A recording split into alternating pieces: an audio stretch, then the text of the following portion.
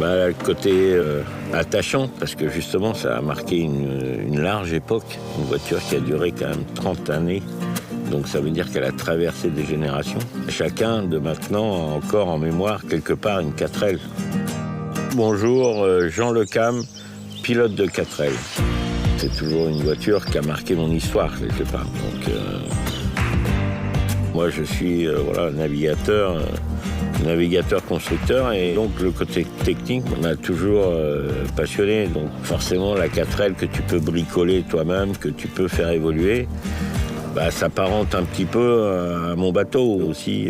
C'est peut-être cette simplicité et cette accessibilité qui rapproche en fait une voiture comme la 4L de mon bateau.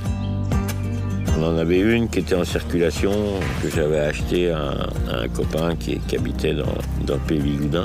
Et ça a commencé comme ça. Après, il manquait des pièces sur cette voiture-là, donc j'en ai commencé à en acheter une, et puis 2, et 3, et 4. Je me faisais pas l'idée d'en prendre une pour pièce, donc je voulais pas l'abandonner lâchement. Et donc voilà, j'en achetais encore une autre, et le schéma se répétait, et puis je me suis retrouvé avec 7-8 4L.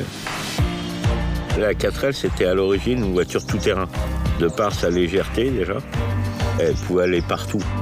Mon bateau, Hubert, c'est une espèce de 4x4 qui passe partout, customisé, puisqu'on n'arrête pas de l'améliorer tout le temps. Ce qui me plaît dans la 4L, c'est que c'est une voiture simple.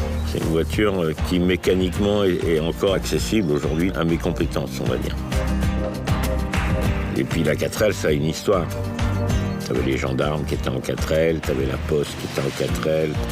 Et voilà, c'est une voiture qui a quand même marqué 30 ans de son époque. C'est quand même un monument historique.